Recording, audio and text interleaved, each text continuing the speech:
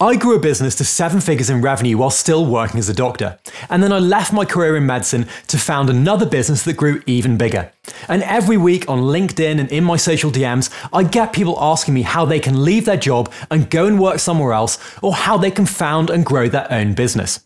So in today's video, I wanted to do a deep dive into exactly what I did to gain my first $100,000 while I was still working as a medical student. I'm going to give you the exact tactics that I used so that you can apply this whether you're working in healthcare or in any career at the moment that will help you to transition to a new career or to start up your own venture. This is going to be a real beginner's guide, but there will be some advanced topics towards the end of the video, so make sure you stick around. And before we get into those key tactics, I want to spend a little bit of time focusing on mindset, because that's often the bit that people get stuck with. So hit that subscribe button and let's get into it, starting off with why I decided to do this in the first place. When I worked as a doctor, that was really my focused career path. You go to school, you go to university, and then you spend the next 30 or 40 years of your life slaving away, and then you get to the point where you're a consultant and you hit the big cash. Now, one of the books that I read early on was called The E-Myth. And what that really said was that you need to create systems and processes early so that you can free yourself up and actually enjoy your life now, rather than delaying that gratification for when you're in retirement, and then you can go traveling and do whatever it is you want with your money. The other big eye-opening revelation that I had that was to do with my mindset was that as a doctor, I felt that actually trying to make money or sell something online was almost illegal, or that it wasn't something that we should be doing. As medics, we're taught to look after our patients first and not focus on anything really outside of that. And so I needed a big mindset change where if I sold something online, that was actually okay and I wasn't doing anything bad. I think this affects lots and lots of people, and if you're just starting out, you need to realize that actually looking after your own finances is one of the most important things that you can do. If you're financially secure, your mental health is going to be good, and you're going to be more relaxed going into your day job. So even if it's just a side hustle and you never want to leave your current day job, growing something on the side which de-risks anything you might want to do and gives you a little bit of extra cash in your pocket is absolutely a good thing. Now, this kind of mental blocker that I had, and I think a lot of other people had, around selling something or charging people for a service can easily be overcome by removing the idea of actually trying to make money and thinking about what you're actually doing or delivering as being a service to someone and actually helping that customer. So rather than thinking, I need to make money, therefore I'm going to charge people online and that's inherently kind of a bad thing, actually you want to be thinking, I'm spending my time helping other people, and because I'm spending my time, I want to value my time, and therefore I'm going to charge for that. And so as you'll see, whether we're delivering remote online courses, a SaaS product, or you're doing a service business, you want to be charging and respecting your time when you're helping those people. But helping really is the optimal word, because if you think about it through that lens, it's not too different from being a doctor if you're helping people to solve their actual problems. So once I kind of got over that mental hurdle of thinking that selling things was bad, the next thing was actually thinking about what I was going to do and how I was going to do it. And this is where I think it's really important that you spend a little bit of time learning about what skills you have and the value they are to other people. Now, one of the best ways to do this is actually to go and work for free or to share things for free online. This does a couple of things. It helps you learn skills very, very quickly, and also it gives you direct feedback from an audience or a potential customer early on without you needing to charge them at all. Whether you're transitioning to a completely new career or you want to start a business, humility is one of the most important skills that you can have. Remember, even if you spent 7 or 8 years working as a management consultant or as a doctor or as a lawyer, if you're starting a side hustle or you're going to a completely different career, you're going to start right from scratch again. All of those skills that you've built up over your time in your previous role may not be directly transferable. Sure, you've probably developed things like leadership or some understanding of business, but that isn't necessarily going to immediately translate into the new thing that you're doing. So my best piece of advice here is to do what I did when I was a medical student and go and intern for free at any kind of company that you want to either build yourself or go and work for in the future. So what I did was, I knew that I loved technology and I wanted to build a SaaS product. And so I went to my local university innovation department and I looked at who the university were either funding or which investors in my city of Bristol in the UK were actually investing in at that time. And I looked at any companies that particularly took my interest. And there was one company that was creating an e-learning platform for doctors in my local hospital that was growing really, really quickly at that time and which had been founded in the local incubator in the university. So what I did was I reached out to the team behind that, who were themselves doctors. Again, they also acted a little bit like mentors. I could see myself being like them in the future and I could see how they developed their own skills.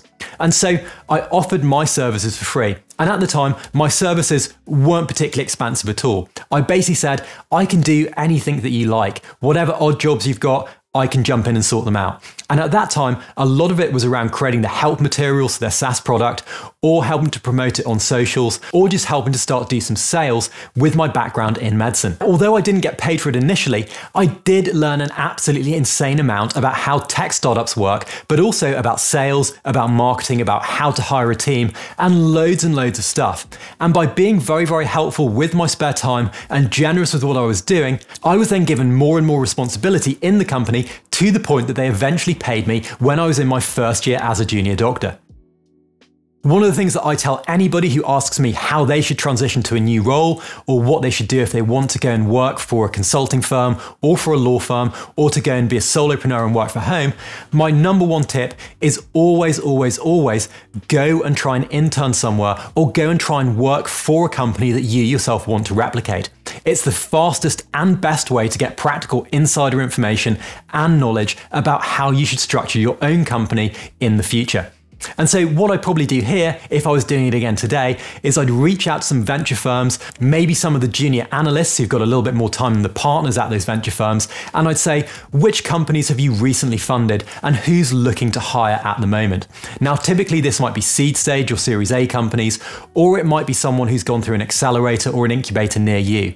And then I'd start looking at that list of companies and see which most interests you and which mirrors the types of companies you want to either build or work for in the future. If you're just starting out like I was, interning is the best way to do it. But if you're a little bit further along and have actually got some developed skills, then you might also want to look for any open roles they have, or just start some open conversations with the founders of those companies so that they know who you are and they've got your CV so that you're on file should they start hiring into any key positions. And one thing I definitely do here if you're going for a job at those early stage companies is I wouldn't focus on your salary. I'd more focus on equity. And if you speak to the venture capital team and you pick the right startups, one of the best ways of transitioning out of your current career into a slightly more risky but high reward career like working in a startup is to go for a big equity packet where you're on a slightly lower salary but you actually get some shares in the company.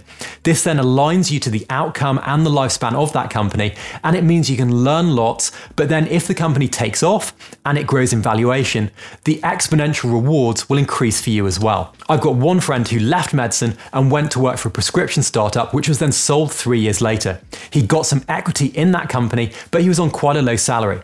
When that company exited, he then had a pretty sweet pay packet that he got for just a few years of work.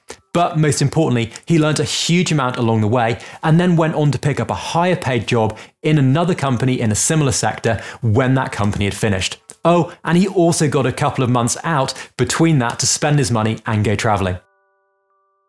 Now, sticking with humility, the best way to learn is obviously by practically doing things, which is why interning or going and working for a company like the one you want to either build and go and work for in the future is the best and fastest way to learn. But there are also some other things you want to do. Firstly, I'd sign up to every single podcast, blog, newsletter, YouTube channel, whatever it is, in the category that you're looking to dive into and learn as much as possible. This might be general business, it might be sales, it might be marketing, it might be YouTube channels like this where you get a general overview of how to be a little bit more productive, how to learn things and how to build businesses and be a solopreneur. Whatever it is, you need to immerse yourself in that world and remove your brain from your normal 9-to-5 job, whichever sector you were previously in. This will then help you to learn more quickly on the job and will make you even more valuable to the company you're working with. When I was a medical student and I knew I needed to grow my own business, I immediately went and bought 1 million different business books and I dove into all of them. I didn't necessarily read them A to Z, I just jumped into the key chapters that were relevant to what I was working on at the time. So for example, for me, at the company that I worked at, which was called .com Solutions, I was initially tasked with doing a lot of customer service and creating help materials. So a lot of the business books that I dove into initially were all around how to do best by the customer and about customer service and how to create engaging reading materials. And that made me really good in that niche very, very quickly. As my role in the company started to grow, I then was in charge of not just the help materials, but also the website. And so I started to teach myself how to actually design and code websites. Initially, this was done using some very basic tools like WordPress, which is something you can download and start playing with right now to create your own website. But later, I taught myself how to actually code in HTML and CSS and front-end web development, and then go on and use tools like Webflow or newer things that have come out more recently. And this was not only really, really fun, but it helped me to become more creative, and it helped me exponentially through the rest of my career, because I was then not only able to build my own websites and landing pages and sales pages, but I also understood some of the mechanics behind building technology businesses and was more easily able to communicate with developers. So now you've started your learning journey into learning a new skill, either by interning at a new company or by working for another company or from just reading or learning something in general. You're basically on that journey of learning a new skill. And the most important thing to do here is to then start to share that journey to start building up an audience. Building an audience is incredibly important, whether you're starting a new job or whether you're building your own business.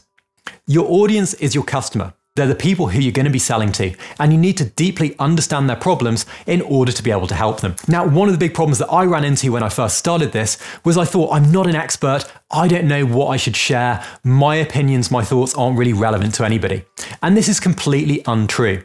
You see, if you think about learning something, you've started on your own path to mastery. And there'll be people who are ahead of you, there'll be people at the same stage, and there'll be people behind you.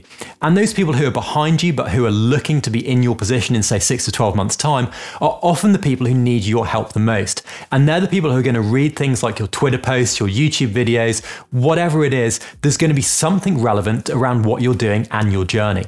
And so, regardless of whether you're an expert or not, actually sharing that journey with others is super important.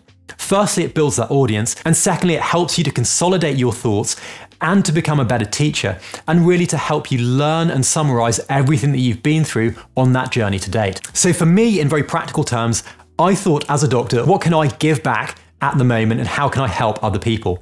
And one of the things that I'd done very well at was always interviews and exams in medicine. And this wasn't because I was particularly smart or that I knew the topics better than anybody else. It was often about my mindset and my systems and how I kind of set myself up to be successful in those particular tasks. And so I thought, because lots of people were kind of coming to me and asking for help with interview practice or with exam preparation, why don't I share a lot of my notes online? At the time, I'd been through one particularly difficult surgical interview, and when I'd come to revise, there weren't many online materials to help people prepare. I'd created a huge amount of notes, and I thought, why don't I use my new web development skills to build a website and share those notes online? Now, this was right back at the beginning of my journey when my web development skills were absolutely terrible. And the first website I built was pretty appalling, but it wasn't appalling enough to put people off downloading some of the content. If you have valuable content, people will go after it. Now, with website design, one of the other things that I started to learn was search engine optimization. And this kind of falls back into that category of building an audience. I didn't have a huge amount of cash to spend on things like paid ads or social media ads or email marketing and things like that. But what I could do was I could write every single day and put out a blog post targeted at my specific audience and targeted with articles that were going to be exponentially helpful to them. So for people revising for interviews or entering medical school or sitting things like the UK CAT, I'd often sit down and give away a lot of my knowledge for free by just blogging online and posting that up on the website that I created. This didn't cost me anything, and I was able to share my knowledge and consolidate it into bite-sized chunks that people really resonated with. Now, I started with blogging because people wanted written materials to help them prepare for interviews and exams. But today, you can also do things like YouTube videos, you can post on Twitter, or grow any kind of social media following to help others. By sharing your work with your followers and growing an audience, it also helps you to optimize what you're going to be selling and what you're going to be offering people so that you're not building a product before you know there's demand for it. This is one of the big problems seen with many startups where people create a product and it's not what people want. Instead, it's much better to understand your audience's needs deeply and then build something that's really relevant to them that you know they're going to pay for because it's going to help solve a problem for them. Okay, so after I got my website, started blogging to offer value, and started to build my audience, it was then time to actually put up an offer page and see if what I thought I was going to be selling was going to really connect with the audience before I'd even started to build it. And so what I did here, again using my web development skills, was build a simple one-page landing page to explain exactly what it was I was going to offer to my customers. In my case, this was a whole host of practice interview questions or online question banks that people could jump into at any time. Whatever it is you're selling, whether it's courses, whether it's a service business, whether it's a SaaS business, you need to have a compelling offer that helps people to understand what it is you're selling and why it's going to help them. And this doesn't need to be complicated. I think the first landing page that I actually built was literally just around about 800 words of text, and it was just explaining what I was going to be offering. There was a description of why my product was so important, and then there was a button at the bottom that was connected to Stripe and PayPal that allowed people to immediately sign up and then get access to that product. Again, this was all just built with a simple membership site that I coded myself. While blogging, SEO, and scaling an online course system was one of the best things that I did, I also did a couple of other key tactics to help this business scale to my first $100,000. And these were often quite unscalable things. And this is one thing that Paul Graham, the founder of Y Combinator, suggests for anyone creating any type of product or SaaS business. Do things that don't scale initially. This helps you to understand your customers' needs and to iterate your product quickly. So the first thing I did was to do lots and lots of talks and in-person workshops and conferences around different medical schools or different deaneries when I was working in medicine. This allowed me to speak directly to people and connect with them face to face. This was pretty unscalable as it was just me doing it, but it gave me a huge amount of insight into people's problems and their needs, and gave me some ideas around the problems that they were having with current things out there on the market, or with the exams or interviews themselves in my case. The other difficult to scale thing I did was to make sure that the products I was selling were as good as they possibly could be. I spent a heck of a lot of time really breaking down and understanding what good interview technique was and what good exam preparation meant, and I reverse engineered everything that I did and that high scoring candidates did to make sure that this was teachable to people, and to make sure that the testimonials and the feedback from everyone going through any of my products or services was as good as it possibly could be. This helped me to make the product amazing, and this helped to then scale the business by word of mouth and by getting testimonials back from early customers. This gave us a huge market share early on and allowed me to capture as many people as possible into the whole ecosystem of what we were doing and really help as many people prepare as possible. As soon as people started saying we utilized this product and it helped us get our first choice job, or it helped us pass our exam first time and it saved me this amount of money, everybody else wanted to come and do exactly the same.